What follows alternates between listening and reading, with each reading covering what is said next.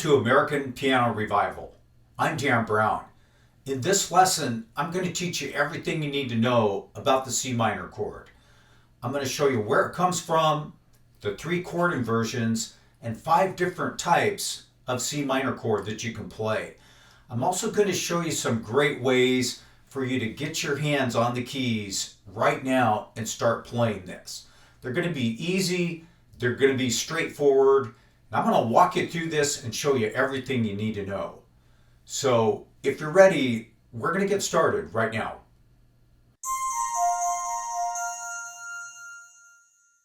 It's important for you to know where chords come from. So I want to show you that right now. To get a minor chord, any minor chord, you're just going to take the major scale. This is the C major scale. And the first, third, and fifth note in that scale are what make up a chord. So this chord, and a lot of you already know this, but this is a C major in the root position. So we have what's called the 1, the 3, and the 5. That's just the first, third, and fifth note in the scale. Well, when you play those together, you have a chord, you have a major chord. So this is C major. To get to C minor, all we're going to do is take this note in the middle and drop it down a half a step. So we're going to move from E down to E flat. We're going to play the chord. You can hear it's like night and day. Sometimes I talk about it like being sunny or cloudy. This is C minor in the root position. And that's where C minor comes from.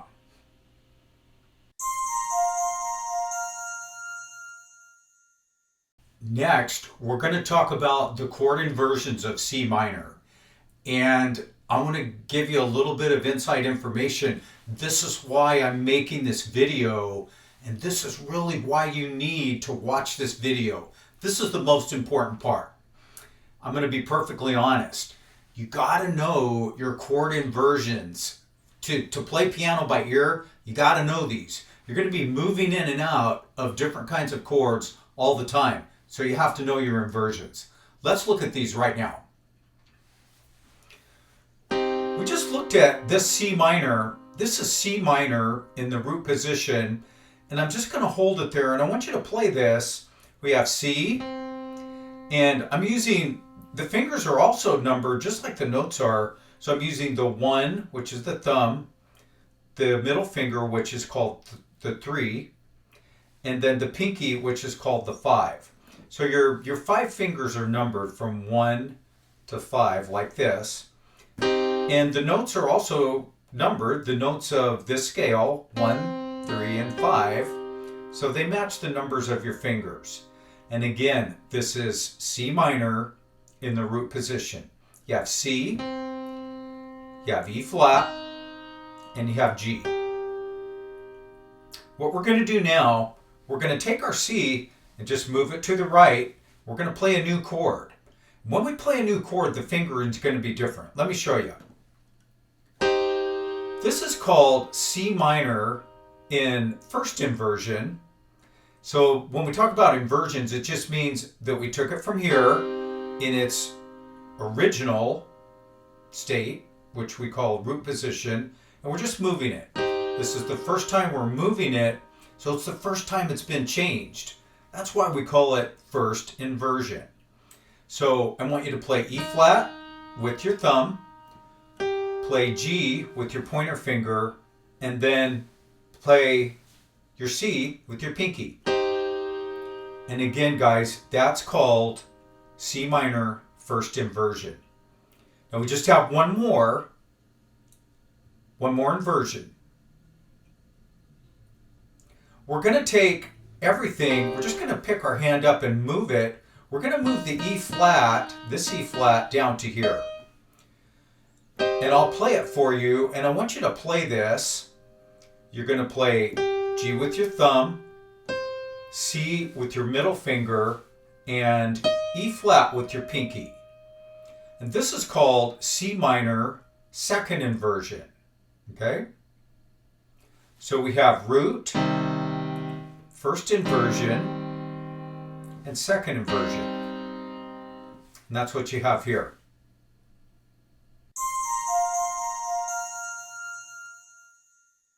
Right now I'm going to show you how to play a C minor major 7 and a C minor 7.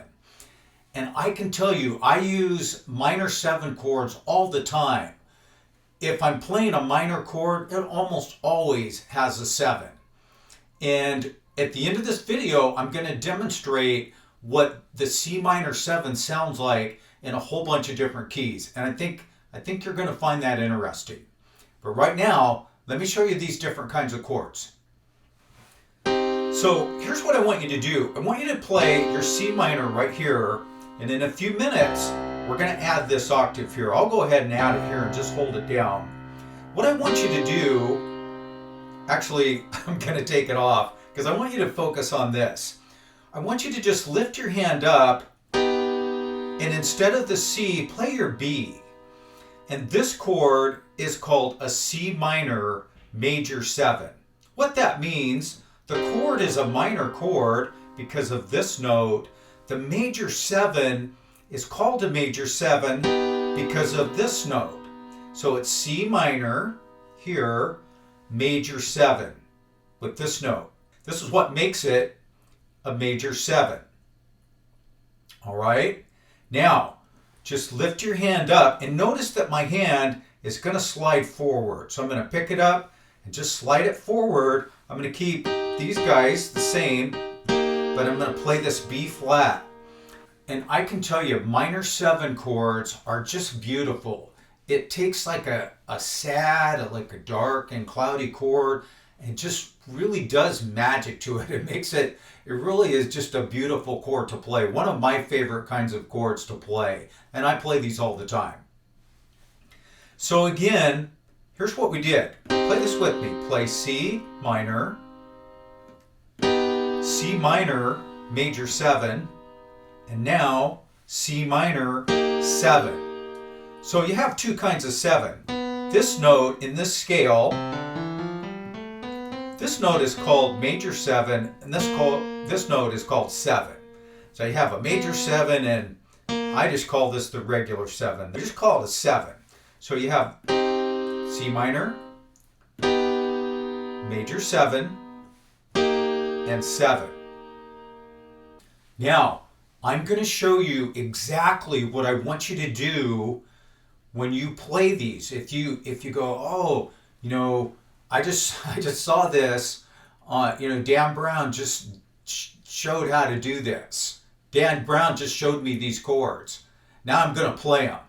I'm going to show you exactly how you need to play these. So I want you to watch carefully. This is important. Take your left hand and play these octaves. It just means you have a C and a C. Here's what I want you to do. Let me demonstrate it first, and then I'll talk you through it. Watch.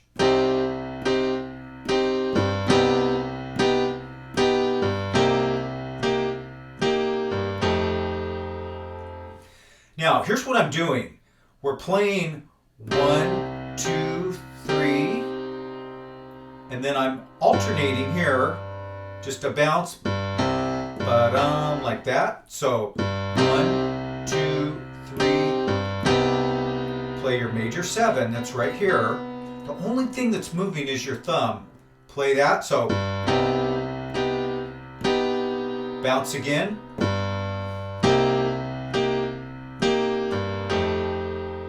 What this is, guys, it's an F chord with a 7 and a 9, and if you listen to this, you could listen to where it's going.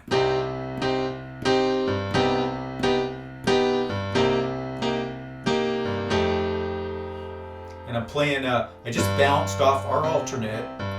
This is our alternate of C. Is this G right here? I just bounced off it and laid that chord down. That's kind of advanced. That's a kind of advanced move. Here's the easiest way to do this. You're going to just stay on the C minor. Watch. There's the 7. Now, when you get So you just keep doing it. Make it like a loop. Let me play it. So instead of going down, now I showed you this going to F because that's usually what it's going to do. You hear this all the time. Okay. You hear it going down. It's just like gravity pulling this down. Okay? But that's what I want you to do. Play this. And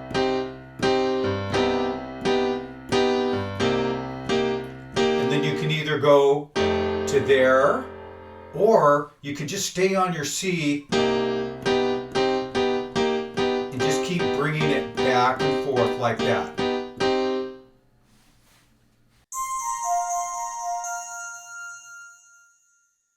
That just about does it for today's lesson, but don't leave yet, because I got some really neat and fun things to show you. One of the things I did at the beginning of the video is I was just playing some chords like in these rock songs that you would hear back in the 80s. Let me show you what I was doing.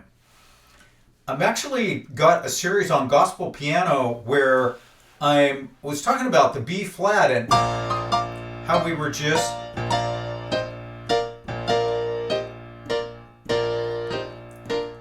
bouncing back and forth between B flat and C minor. Well, you can do the opposite too. So make your C minor like the anchor point, and it would sound like this.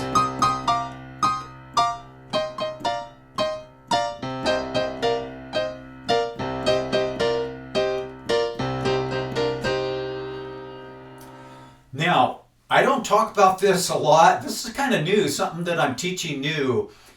But I see it like this. You have three, so your chord inversions are like a beginning chord, like a middle chord, and an ending chord. Let me show you what I mean by that.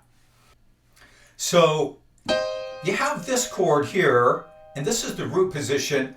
You hear this note, and it's wanting to go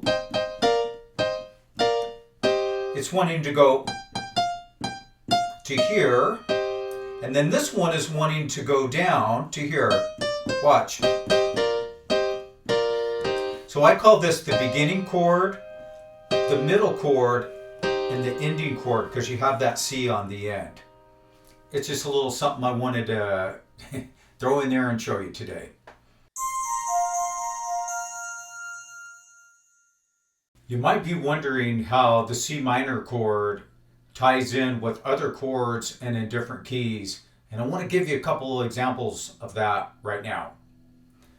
So, for example, if you're in G and you have a chord progression like this,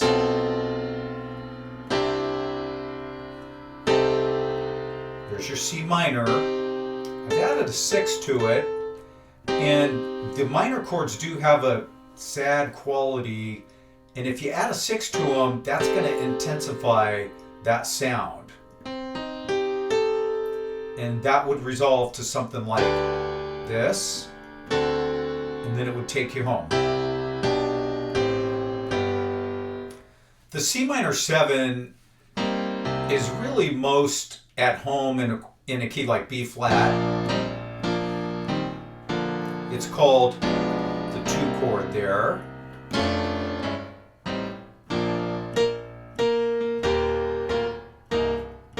Again, it's right there. Now in E flat, this is interesting.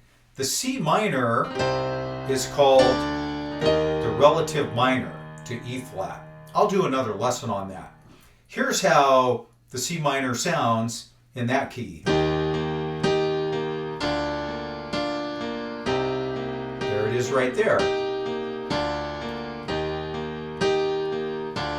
Walk it down and you can walk it back. And then in A flat, the C minor 7 is called the 3 chord, and you'll hear this.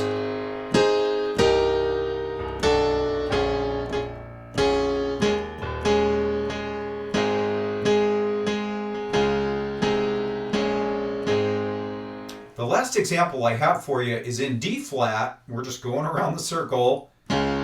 So you can hear your D flat here. And then, yeah, it's kind of a stretch, but listen, that's going to get you to here. Your F7's under stress, and then it resolves and brings you back home.